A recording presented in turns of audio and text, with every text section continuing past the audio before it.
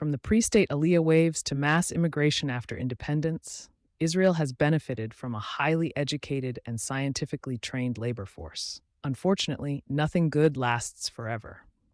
If the net benefits of human capital flight for the receiving country are described as a brain gain, the net costs for the sending country are characterized as a brain drain. In its early decades, Israel was a net beneficiary of brain gain, perhaps up to the mass inflow of Russian immigrants in the 1990s. However, as a small, relatively open economy, it is highly exposed to global economic integration, compounded by its deep ties with the United States since the 1980s. And in the past 2 decades, America has served as the prime attractor of Israeli talent. By the early 2000s, some Israeli social scientists warned that talent emigration was far more severe than has been suggested. By then, the probability of emigrating from Israel was 2.5 times higher for educated individuals, individuals with a bachelor's or higher degree, than those with less education. As such, the emigration of Israeli academics was an inherent part of a worldwide phenomenon that had intensified at the end of the Cold War, when relatively open borders and graying demographics in advanced economies made technological innovation pivotal to their growth and productivity. In 2013, the Nobel Prize for Chemistry was won by 3 Americans, 2 of whom were Israeli-born immigrants to the United States. Yet, while the brain drains from most countries to the U.S. had fallen, Israel's academic brain drain to the U.S. had become unparalleled, with 29 Israeli scholars in the U.S., for every 100 remaining at home in 2008. That was several orders of magnitude more than the 1.1 Japanese or the 3.4 French scholars for each 100 remaining in their respective home countries. A rising share of Israeli graduates were leaving, particularly those who studied in the leading Israeli institutions of higher learning and in the fields regarded critical for economic growth and security. By 2014, for every Israeli that held an academic degree who returned to Israel from abroad, 2.8 left. By 2017, this figure had climbed to 4.5 emigrants per returnee. In effect, the rising discrepancy seemed to go hand in hand with increasing insecurity, the drift to the hard right in Israel, and upheavals in the occupied territories. In recent years, Israel's primary export locomotive has been its high-tech sector. Fewer than 3% of all employee positions in Israel are in high-tech manufacturing fields, yet these accounted for more than 40% of Israel's entire exports in 2015.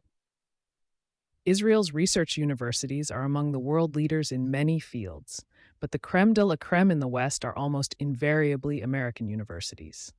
Israeli universities encourage their best students to do their PhDs or their postdocs in leading U.S. research universities. In relative terms, no other country even approaches Israel in terms of the share of its population who are temporary scholars in the U.S. One implication is that emigration by a critical mass out of the total, even just a few tens of thousands, could have, as Dan Ben David has argued, catastrophic consequences for the entire country. In January 2023, the presidents of Israel's universities issued a joint statement warning that the government's plan to weaken the judicial system could cause a serious blow to academia, resulting in further brain drain. In particular, the weakening of the justice system would likely lead to an international boycott of Israeli academia, with international colleagues not coming to Israel, with restrictions on access to international research foundations, with foreign industries reluctant to cooperate with Israeli academics, and with the exclusion of Israeli researchers from the international community of research and education. In the long view, continued brain drain is likely to have an adverse impact on Israel's labor productivity, which will cause the country to lag further behind the lead economies. Lingering economic polarization will virtually ensure that the most educated segments of the society will have to bear the greatest income tax burden, the impact of which was starkly evidenced by the 2011 cost of living crisis protests. Furthermore, wars and conflicts maintain a continued occupation that reinforces migration outflows, while adding to the income tax burden and reducing prospects for investment in higher education. Some 10% of Israeli citizens already have dual citizenship, facilitating their departure.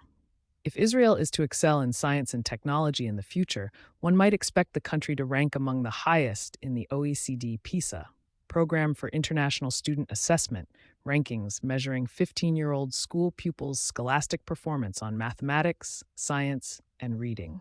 In the latest report, Asian countries rank highest, along with Nordic states. Yet, Israel is not featured in the top 10 or even top 20 lists, as evidenced by mathematics, 38th, science, 37th, and reading, 30th. Unsurprisingly, economic polarization is increasingly reflected by educational polarization. In particular, the gaps in the education system are widening and continue to be among the highest in the world. A central and somber conclusion from the test results, as Israeli science observers see it, is the worrying expansion of gaps against a socio-economic cultural backdrop in the Israeli education system.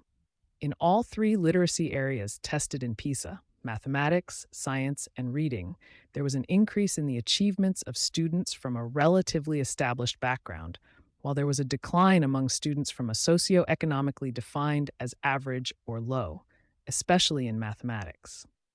Instead of investing in science and engineering and technological innovation, which account for Israel's innovation success, spending has been steered into the endless swamp of the occupation and the needs of colonial settlers, some of whom dream of dismantling the state and the restitution of a fundamentalist theocracy.